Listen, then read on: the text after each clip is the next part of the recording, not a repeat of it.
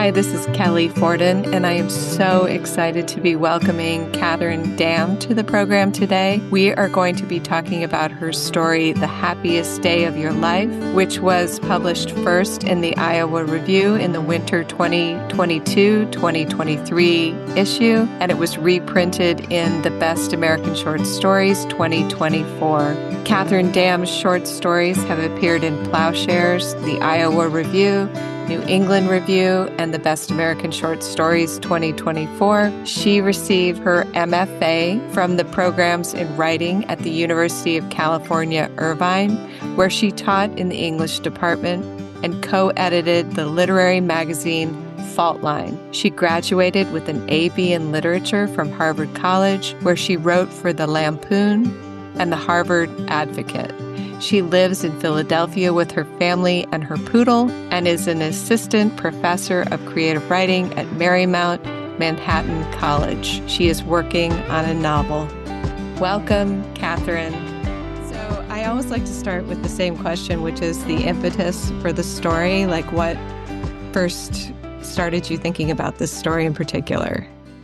Yeah, I think one thing I like about short stories is they are very much an imprint of what you were thinking about at that point in your life. So I actually wrote this story when I first moved to grad school. And as far as the impetus for kind of the image at the center of it, a good friend of mine was talking about a wedding he'd gone to with his wife. And in their case, it was a remarriage of her father. So she had a lot of emotions during it. And so he was just kind of telling me, we went to her dad's wedding, and she was pretty upset the whole time, but it was a really great wedding, so I had fun.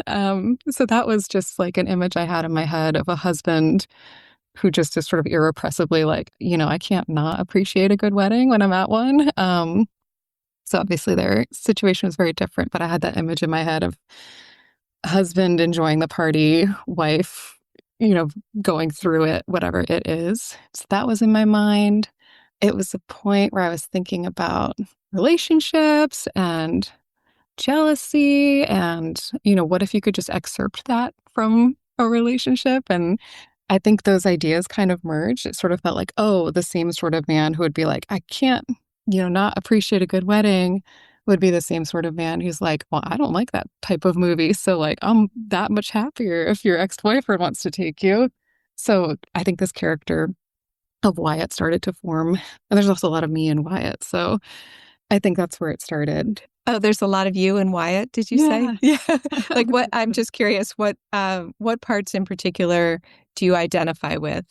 I think I really like small talk. I really like, just chatting with people. I think I feel pretty delighted in these really short conversations that you often have in life where someone will say something that just sticks with you. One of the lines in it, the character John he's talking to says that ghosts are beautiful and diaphanous. That was just pulled from real life from a conversation I had with somebody. And I was like, what a strange phrase to say to somebody, in the Totally. So yeah. That was a line that was tucked away. I'm like, someone needs to say that. Was that, that person didn't say that to you at the Drake Hotel, did they? Or No, not at okay. the Yeah. So I think that delight too, and sort of meeting people, having a 3-minute interaction, part of the Wyatt and me. I wondered, do you have it right in front of you by any chance? Because I was wondering if you can read the first paragraph, because we learned so much in the first paragraph. And only after reading the story 3 or 4 times did I realize, oh my gosh, you really give us a lot of information there. Oh, sure. Wyatt and Nina were at Nina's ex-boyfriend's wedding reception in the grand ballroom of the Drake Hotel. The groom worked at a law firm that competed with Nina's, a friction that hadn't been the source of their split, she'd told Wyatt, but hadn't helped either. The bride was quite high up at the Federal Reserve Bank of Chicago. At a 4th of July barbecue, Lillian had explained to Wyatt that her group did some of its own lending, but mainly functioned as a contingency office, meaning they were perpetually preparing to take the reins in the event of a, quote, no New York scenario. End quote. How morbid was that?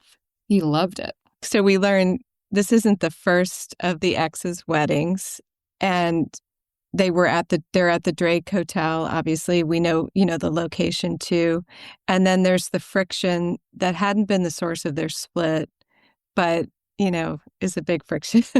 I didn't know that there was a contingency office. I thought that was so cool and says something about the world at large, I think, even though you don't mention the world at large. And this was probably written many years ago, but just the fact that there's always a contingency office in case something goes wrong, I thought just worked really well with the theme of this story because there's so many different lives, it seems like, in the story that could go in many different directions. A lot of different contingency plans at this wedding. And then the fact that he says, how morbid was that? He loved it. And so right away we learn that he has this mindset that's unusual, or that he's trying to convince himself of something, or it seems to me that use of like aside from the first paragraph and learning so much, but that use of the close POV with him allows us just to spend the entire night in his head and not really realize what's going wrong for quite a ways into the story. Like, I didn't realize he was as drunk as he was, till about a third of the way through the story. At what point in the writing of the story did you realize using this close POV was going to be such an asset, or that you were using an unreliable narrator? Did you know that right away, or? So I love close third person. I feel like it's definitely my default POV. I've written things in other voices, but I would say like 85% of the time, I love the close POV, in part because it is unreliable in some ways. Like, it can be unreliable the same way a first person narrator can be unreliable, but there is this authoritative quality to a narrative consciousness that is not the character. So I think especially for a character like Wyatt, I wonder, I wanted him to be likable. I wanted people to really like spending time with him. I like him personally. And so in some ways, that's where I wanted some of the narrative authority to come through of, like, if you have a narrator that likes a character, you can't really have that in first person. The character can have opinions about themselves, but it's quite a raw, unmediated connection, reader to character. And there's something about, I think, a narrative voice that is well disposed towards a character that does, I think, a lot of what I want to do in writing this story or other things, which is almost like somebody introducing you to a friend of theirs, and they give you a little background, and they're like, sometimes he's a little awkward, but he's really fun when you get to know him. And there's just people that need that. I would say most people benefit from that sort of introduction. So I like thinking of the narrative voice like that. But I think the closeness is also what interests me. You don't have an omniscient narrator per se, but rather one that's really in this character's head. So I do think that kind of like very friendly, this character is my friend, and that entails knowing them very well and knowing their flaws, but nevertheless sort of wanting to spend a bunch of time with them. I think that's a narrative perspective I find very appealing. I noticed that you don't ever describe what Nina looks like or what he looks like, or what Wyatt looks like. Now, you just assume from the number of exes that are there that she must be extremely attractive, or there's something about her that makes them all want to put up with her behavior. So tell me a little bit about that decision not to describe them. Yeah, I'm with you. I'm like, there's something about her towards the end of the story, Wyatt's reflecting on it, whatever it is that she has. Because of course, it's not just that beautiful people have a string of loyal exes in their past, and that, quote unquote, not beautiful people or people who aren't 10 out of 10 or something. There is something else besides just beauty. I do think she's probably beautiful, but that it quality is really part of it. So I think in not describing her appearance, I think maybe I mentioned the eye color-ish at one point because she's crying and it kind of makes her eyes more green. That it quality, I think, is what I really wanted to come through, and wonder if I had said, well, she's just so beautiful. That's not really how the world works. There's something else people have. The other thing I wanted to get across is that she does kind of look like everybody who's Wyatt stated before, but she has some extra quality. Yeah, exactly. Like she's his type. Mm-hmm. And yet she clearly it's like a very old-fashioned thing to say she wears the pants in the family, but there's a Mhm. lot about gender roles in this story, or traditional gender roles, because there's the Lillian, which is the drink that's more frou-frou that he's drinking, and the Greg that she's drinking. And well, I have a specific question about the Greg. It Oh, was yeah. wine floated on a Manhattan, and I was like, how is that possible? Is it a Manhattan drink or a picture of it? So there's wine on top of a Manhattan? Yeah, in my head, it was like a Manhattan cocktail, and then there's like a little surface of wine on it, which Oh, I guess would is be. there such a thing? I don't know that there's a drink of it, but I feel like people will float.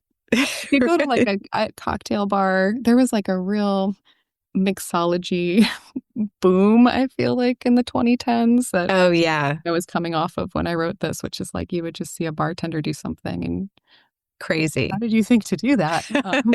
So that might have been a little sign of the times that I'm like, this is a normal drink, but it's Right, right. not. And everybody's always trying to give, him the Greg and her the Mhm. Lillian, and then there's a few things just traditionally, there's a lot of reversals. She has so many boyfriends. He doesn't keep in touch with any of his ex-girlfriends. They all seem to be willing to do all these things for her, which traditionally you'd think more of women doing things for men. I mean, I loved all that, but I'm just wondering at what point that came to you that well, you said she has the equality, so people just want to do things for her. Was it more than that too, though? Were you playing at all with gender roles consciously, or did that just happen subconsciously? I think somewhat consciously. I think it's maybe in that same strain of like a person who, at least at times, is free from jealousy and kind of immune from pettiness, like Wyatt, I think generally is. And then, especially when he's drinking, I think that same sort of person wouldn't really mind making a quote unquote feminine choice or, completely unembarrassed that people are trying to give him, this sort of alcohol forward drink. Because you can think of a lot of men that would sort of bristle at that. So I think while not explicitly making like a gender role statement, it kind of feels like it's all of a piece with this person who's like, I just, if I like the way things are and I like the kind of moment to moment way that things are playing out, I'm not going to question why it's working that way or if it should be working that way. I love that about him, and then, as I started to realize he was, yeah, really intoxicated, I thought, "Okay, are these all stories he's telling himself about their relationship, or is there really a foundation to it that's going to be lasting?" I mean, is he just making this whole relationship up, and she's really, really erratic, Mhm. really someone he should not be with at all? And you don't really tell us, but I'm curious what you were thinking as you were writing it. It's funny. I feel like this was a story I wrote in grad school, so I got classmate feedback on it, and I feel like one or two classmates were like, "Wow, like Nina is really a piece of work," which was kind of one end of the spectrum, and the other end of the spectrum was sort of more like, they're working it out, whatever it is. I think in my head, first, I kind of like when things are ambiguous, even to the author. So there is a degree of privacy to the relationship, I think, that maybe returning to that idea of a close narrator, a distant, omniscient narrator would be able to comment more fully on, is this a good couple? Is this working? I think back to a college professor of mine. His name is Philip Fisher, and he would teach Pride and Prejudice. And he talks about in the book, which is different from the movies. In the movies, the proposal is very much on the screen. But in the book, the successful proposal, they kind of like walk across a field away from the reader and then they come back and they have. I remember that because I felt like, could she not handle that? Or did she think there was no good way to do that final proposal? I'm interested in what he said. Yeah, his theory was this sort of respect for privacy for these two characters, that this is like a very intimate moment, kind of like the most intimacy you could get in that genre and that time period. And so he was very much in favor of that choice, very admiring of that choice, that these characters have their privacy. And then there's something that even the reader doesn't get to see or know. I think there's maybe something to, this is now not what he said, but me thinking about it, that there is this sort of unlimited intimacy we can get with a single character from a narrative perspective. But it's almost like in real life, if you're like, well, that's not my secret to tell, or that's a conversation I had with someone else, so I'll disclose anything about myself, but that was kind of between us. I think I carry a little bit of that forward, that I think, especially writing relationships between characters and trying to capture that dynamic of what's going on between them, there is that degree of privacy. At the same time, I'm like, I think they're going to be okay. In my head, Nina, I think I mentioned somewhere, she's not always like this, but she'll always be like this sometimes. So to sort of put the psychological, simplistic explanation on, I think she just sort of has depressive periods, and Wyatt is somebody that can roll with those without being too brought down by them. So in my head, I'm like, they seem pretty good together. But again, things change over time. And Yeah. I mean, he seems like the type of character who, if anyone could handle what she's doing, he can, because he is floating in this goodwill, like stew that he just carries with him. And even when he sees her and she's crying, he's like, oh, well, it doesn't matter because she's going to see me and then she's going to be happy like me soon. Where not many people could deal with that. It was interesting what you just said about the ambiguous nature of the story, because that's something I've heard again and again, just talking to people on this podcast. And I think it's a fascinating thing for people who are learning to write to realize, is that writers don't always have to know exactly what's going on. There's something about the mystery of the story that you can just allow on the page. And so, I always think when people are starting out to write, they look at a story and they think, I need to know at each point in this story exactly why this is happening here.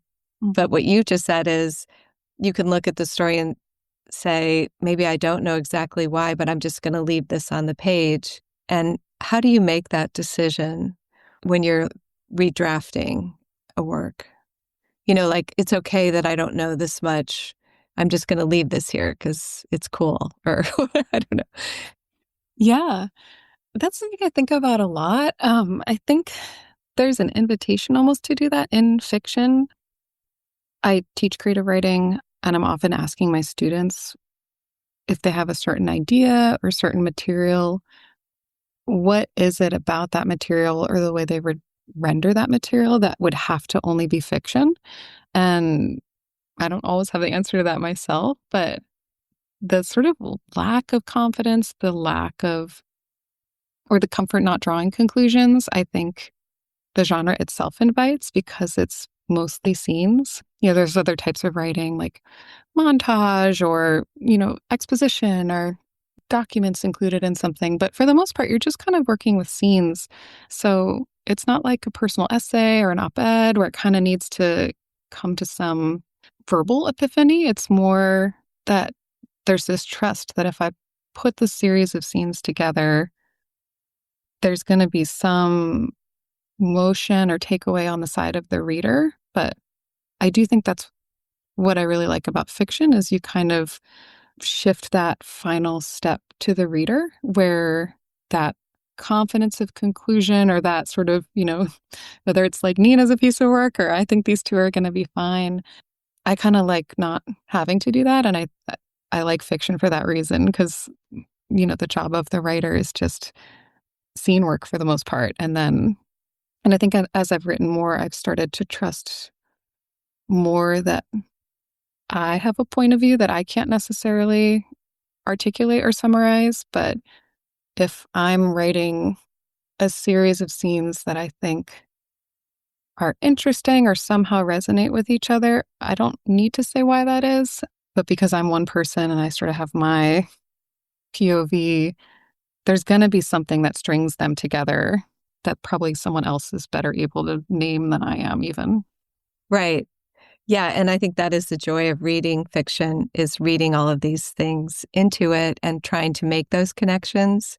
And it's not as fun if the writer is like spiriting the character from here to there and has an agenda in mind. So let's talk about the Drake Hotel and the woman in red, a young woman who allegedly jumped from the 10th floor window during a 1920s New Year's Eve party after seeing her fiance with another woman. Mm. And so, at what point in your crafting of the story did you decide, oh, let's do the Drake Hotel? Yeah. Let's let's have a ghost. What part do you think the ghost plays in this? Yeah, I wish I could remember when I decided to do the Drake Hotel. My brother lives in Chicago, so I think I just wanted to do a Chicago story. And for some reason, I was like, Wyatt is a Chicagoan. He just is in my heart. So I knew it was in Chicago. I mean, I guess they could have I traveled. mean, I love that hotel. I've only stayed there once and I thought it was amazing and so much history there. But I think the Yeah. use of ghosts is always fascinating too. So I'm just curious, and then he looks out the window. There's a parallel moment where he looks out the window. He sees what might be a parallel ballroom. He sees another woman down below. So does all that play into like the ghosts of other lives? And Yeah, I think at some level it does. I mean, to be honest with the ghost part, I think first, yeah, I love a location with history. I think when I was a newer writer, I was of the mindset like, oh, I need to invent all these places, or I need to do the technique that many writers do, where it's like, oh, if you read this, like, really, this is set at, Pomona College, but we call it something. And I think I find myself more and more like, no, like, why not just give a real setting, a real place? So I think that was part of the choice of the Drake, is I just want a place people could actually go to that exists. And then I think I wanted that ghost conversation just because I had that beautiful diaphanous comment in my head. And sometimes there's just kismet, and then looking up like, well, the Drake Hotel is old. It must have ghost stories. And looking it up and being like, oh, it's like a woman because of infidelity who kills herself. I was like, that's so on theme. I love that. Because Wyatt is not that way. That was actually something I asked my classmates when I submitted this story in grad school.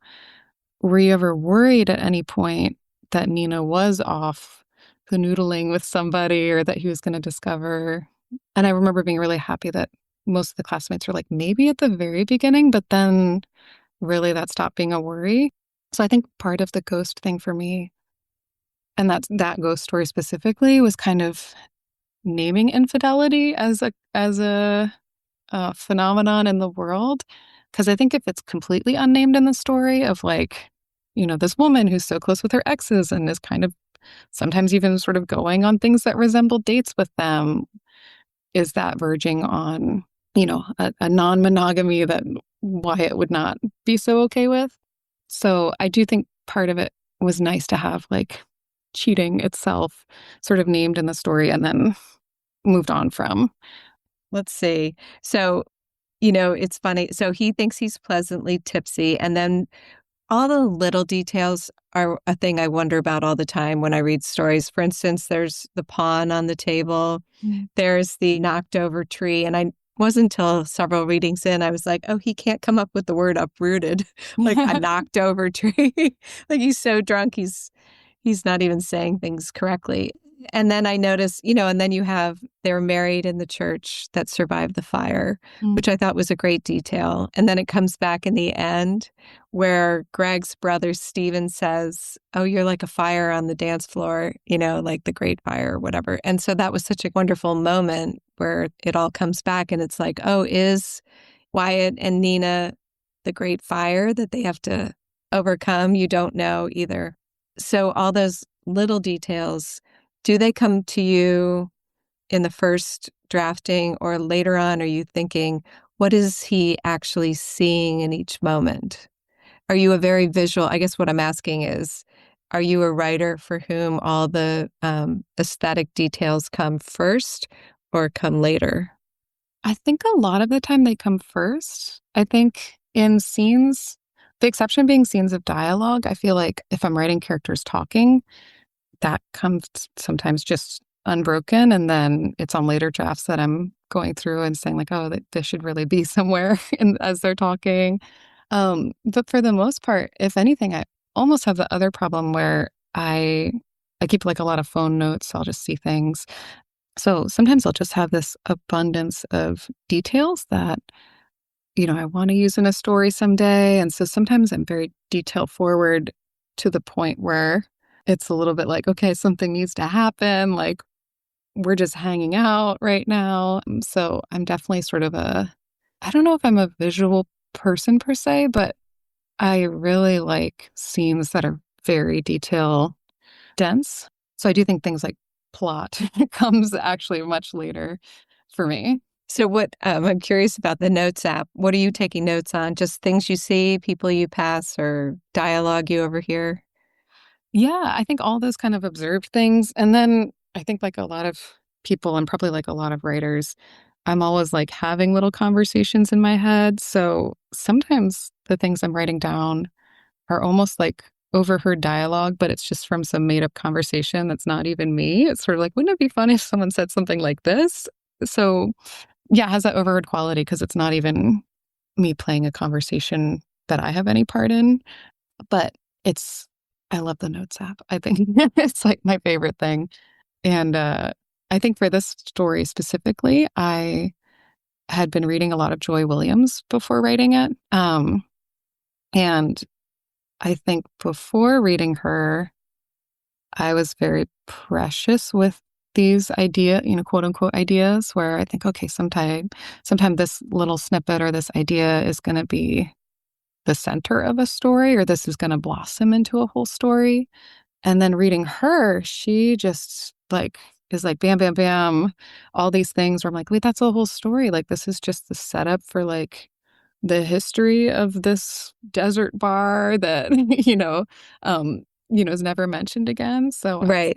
I should just do that. I should just, break the piggy bank every time. So That's really interesting. Like, are yeah. you saying, so you're saying, I've read some Joy Williams, but I wouldn't say I've read everything by her. So you're saying what she does is she just uses all of it, basically every detail. Yeah. Yeah. And worries less about plot or maybe the details are the plot. Is it? Yeah, it's that. And then it's also that there are so many details that, to my mind, themselves could be a whole story. Hmm. And that many writers, and I think myself at the time too, would think like, well, I'm going to hold on. I don't want to just use that as some minor detail in a story because, like, if I wait and really think about it, I could really build a whole story out of that detail. Um, Right. so I think It's, seeing her just kind of spend these ideas like they're nothing, not nothing. yeah, yeah. Like, I Like will they're, add on that. That's an amazing, you have to write a whole story about that. But it's right. decorative aside. That was very freeing. So, That is fascinating. Yeah. It makes the story much more rich, that not everything seems directed, that there are just these random things mhm. that turn up in the story. It seems more like real life. For instance, when he notices the stubble on the girl's Mhm. leg, it's like, ew. I mean, and it's kind of a turn on to him. Mhm. And I thought, oh my God, that's disgusting. What the heck? So where did that come from? I Do you remember? yeah, I think that was just another moment in real life where I was like, I think maybe I was shaving my legs or something. And I was like, it's just crazy that this thing I do in the shower and that like the preponderance of women do all the time. It's like, this is like a very private space. And then you just go out in the world and you're like, oh, just the fact of shaved legs evokes this like intimate shower moment. Like, I don't know. There's just something about it I thought was so funny. And then thinking about like, like sexuality or what is actually like fun for people is like the real human body. So, It's so true. Like so many people want to appear perfect, but it's actually the moments where something imperfect happens that are much more endearing, I think. yeah.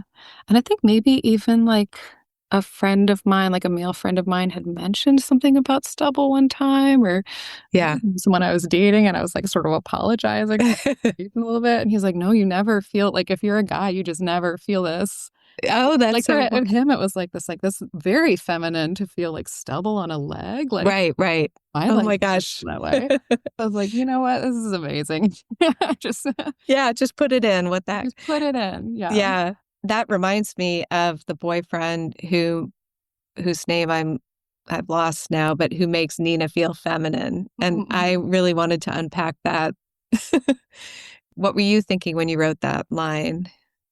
I think, to be honest, I think that might have been something I said to somebody. And then as soon as I said it, I was like, that's going to really stick in his craw. Like, I didn't say that.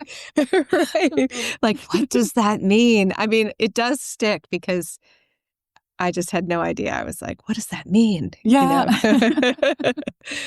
And so, yeah, I do also think there's a lot of me and Nina as well. And this sort of like, Well, anybody in their 20s really is. I mean, most people are erratic and prone to depression and feeling insecure. She seems like a lot of people in their yeah. 20s. And maybe sort of like a carelessness. I don't know. I think some of the joy of being in a relationship is you're like, oh, I can just be fully myself and just say things that come to mind. And that is such a wonderful part. But that does entail that sometimes you'll just say things where you're like, oh, that person's going to be thinking about that for years. And I Right. was just talking. And that's just Exactly. part of a relationship as well. So Right. I think for that one, yeah, this question of the exes, each bringing something to her. And I did feel like that was maybe one moment where part of the perturbation maybe he still feels about it is it's not something functional. Like I do think, at the beginning it was kind of like Greg and Nina go to the movies together sometimes. And he's like, well, I don't like those movies. So perfect. Right.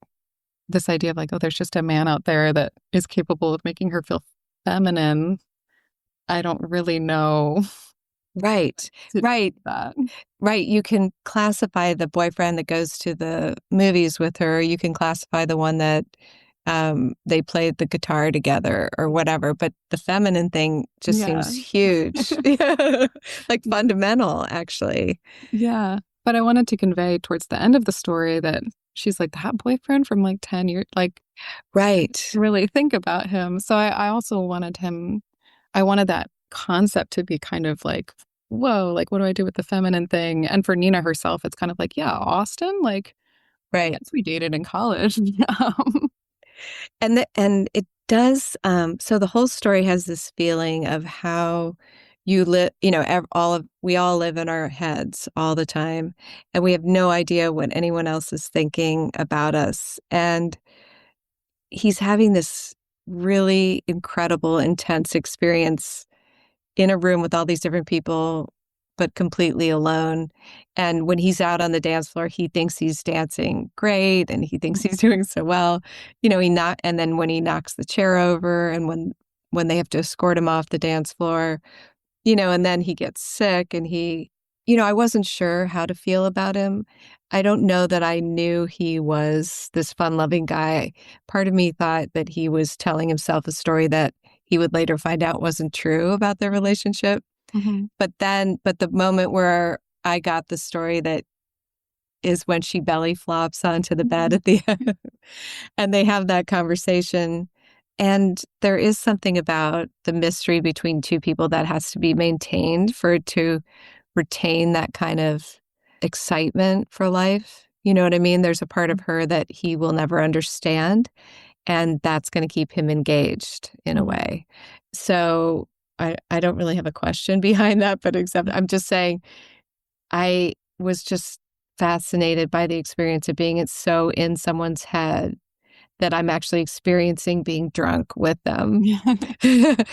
and interpreting things the wrong way. And I'm curious if people in your class said that to you when you were writing it. I mean, did everybody get that he was like this fun-loving guy and easygoing? Or maybe I'm not near my 20s anymore. So maybe maybe because I'm like 50, I can look and think, oh God, this could be a little bit more dangerous than this Mhm. guy realizes it is because he seems to be telling himself a lot of stories that may later turn out not to be true. So I'm curious, you wrote it when you were very young. I think you're still very, very young.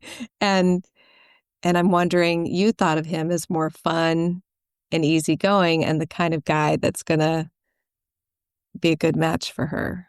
So you didn't have any of, I guess what I'm finally saying after all of that is you didn't have any of these misgivings that I, as an older person, have reading this story about him. I think I had a little bit of it. I think there's one line later when they're kind of talking in the morning where Nina's like, you need to drink less of these things. Like, you don't want to end up like your granddaddy or something. So I had like a little bit in my head of, it's all fun and games when it is kind of the time of life where this is sort of normal, quote unquote normal. I mean, he's definitely the drunkest at the party. He's exceptionally drunk. But in my mind, I think part of what I was hoping to set up with that first paragraph is like they are genuinely friends with Greg and Lillian. Maybe not best friends, but, they'll attend each other's barbecues or things like that. So to me, there was a little bit of like, it's not, his behavior at this wedding is not great, but it's not totally new to any of the people there. Right. Yeah. And that is standard behavior. I mean, everybody has had their drunken wedding story. Yeah. Yeah. So for him, I think it's more, again, maybe outside of the scope of this close third narrator is some people outgrow this phase and some people don't. And it remains to be seen which Wyatt is. And I don't think the story knows. And I don't think I know. But it is, to me, I think there is that little bit of ominousness or concern hanging on for me, but it's not within the story itself. Within the story itself, it's kind of like, no, that was a complicated night. But it's sort of like, oh, if he's still doing this, like 5, 10 years from now, like that's a different Wyatt at that point, I think. And her too, like if she's still that erratic later on, part of that is just a function of growing up, But if that's still happening in her late 40s, that's going to be a different story. So there's a line about, okay, this is sort of toward the end, and it's a line about sociology, and I just wanted to ask about it. It said, he loved her more, she needed him more. Was that then equality, the patience, the commitment, the stability? Without Wyatt, there would be no it. He held the means of production, so to speak, or was it the other way around? Was he the labor? It had been 13 years since sociology. And I was curious about that because I don't have a background in sociology. Yeah, nor do I really. I think I was just thinking about there are things you learn in the college setting or in the school setting where sometimes they just come to you later. So I think that was one of them. And again, he's a character that's always thinking, like always trying to make connections. And so I think this idea of like, which am I? Am I the means of production or am I the labor? And kind of this like Marxist theory that he can only vaguely remember, over a decade out of whatever intro to sociology class he took. But maybe to the point of like, there is a greater world to the story because it's a pretty hermetically sealed story. Like they don't really leave the ballroom for most of it, or he doesn't leave the ballroom for most of it. And then there's kind of like the epilogue moment at home. But yeah, the sense of like, does anything about the real world apply to what I'm feeling right now or what I'm going through? So I think he's trying to make some metaphor in his head, but it's not really refined enough. I think his drunken self would be like, I've got this, and would probably confidently make a metaphor. But Morning After Wyatt is a little bit more like, I'm feeling something. And I feel like, what is fairness? What is, yeah. Right. What will keep this in balance, kind of. Yeah. And it leaves on that note of who knows whether it'll remain in balance. Although the belly flop is a good indication that when they're sober and they're together alone, they're having fun together and they're able to talk with each other. The last question that I have here is about naming things, because I talked to Deb Olin Unferth last week or the week before, and she was saying how she hates naming her characters. So I'm curious about the choice of names here. How do you go about choosing names? Yeah, I'm probably a lot like her. I hate naming people. I think if I will sometimes just name someone the last person I talked to, and then in later drafts, I'm like, I don't need, Christopher to think I'm naming this character after him or something. There's something about the name Wyatt. I think actually that came easier for this story than some. I don't know any Wyatts myself, but it was something about there's just like such a fun sound to that name. It's kind of upbeat. So he came, Yeah, it's not traditional, you know? yeah. So there was something about, I do think in a story like this where close thirds of the narrator saying the name a lot, but then also other characters are often like exclaiming the name a lot. It's fun to have a name that's sort of like fun to say out loud. Even though most people aren't reading it aloud, you're still often hearing it in your head. But I have really no good insights on naming characters. I find it so hard to do. Um, I'm often changing it in later drafts because I'll have like a placeholder name. Um, I wrote a short story years ago that was published in New England Review, and it was like a high school where it's like the junior class, like everybody's parents get divorced at the same time. And so I think there was like pretty much every student got like a sentence. So it was like 100 some names. And when I wrote the story, I literally just wrote like name, like the word name. And then at the very end, right before turning it in, I was like, I looked at a list of like top baby names from 1990, which is when I was born, because I was like, this is set when I went to high school. And then I just plugged them in. But I was like, I can't even begin to think of one name for people, let alone all of these. So I'm just going to write the word name and I'll fix it later. And she was saying too, there's so many connotations with different names that you Mm. have to be so careful, you know, like um I think we were talking about the name Daphne, you know, and Mm. I Oh was my gosh. Yeah. associated. Yeah, Oh, and exactly. yeah. Yes. But Mhm. Wyatt is one that I don't have that many associations with Wyatt, except maybe Wyatt Earp, the old, like, I don't Yeah. even know what he was. Was he like, Right. Anak, like the comedian. yeah, Yeah, not a lot of yeah, kids in people's lives. no, not Yeah, many. I learned my lesson in college. I think I had a story with like a man named Daniel and a man named Noah in it, and like just the biblical sort of Right, exegesis right, that went on in workshop. I was like, okay, I'm gonna be really careful with like any name from the Bible going forward because it's like, why Daniel and the well, right, Noah, exactly. obviously Noah, and I'm like, hey, he's just named Noah, so Right, the right. unassociated name is actually really comforting when you. Yeah, it is. It is. I forgot about the right of first refusal. Do Mm, you think that their friendship is going to survive that revelation when Wyatt tells Lillian about that? mm. Um, Nina and Greg's friendship, or just the couple's friendship with each Just the other? couples. Well, maybe Nina and Greg. I mean, he's probably not happy about that either. Yeah. I think if there's any breach from that revelation, it's a Greg Lillian issue because I think It's she a compliment to her, though, to yeah, is that Lillian. why it's trying to get it across? He's like, no, you're the hero of the story. Um, Yeah, but I think if I am taking sides for a moment, I'm like, oh yeah, like Greg should have told Lillian that.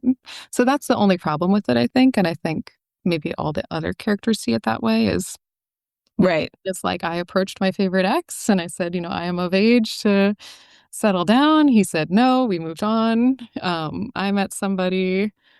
right. She told Wyatt. That's another kind of check in the they're gonna be okay column is I do That's true. that the same sort of disclosure she does that's like Austin made me feel feminine is the same kind of easy way of being like, oh yeah, before we met, I tried to get back together with Greg. And Wyatt just knows that. So it's not a problem for him.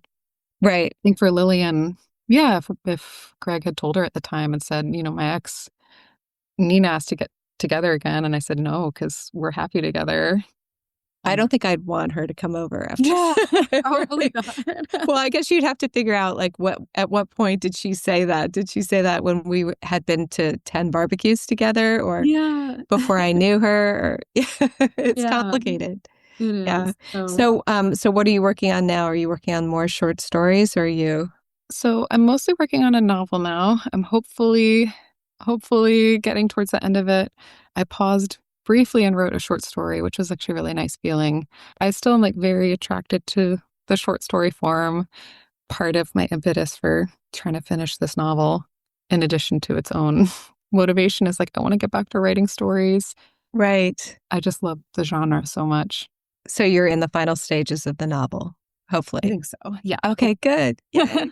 Well, thank you so much. This was so much fun. Yes. I Thank you, loved Kelly. talking to you about this story, and I'm sure everybody will enjoy it when they listen to the recording.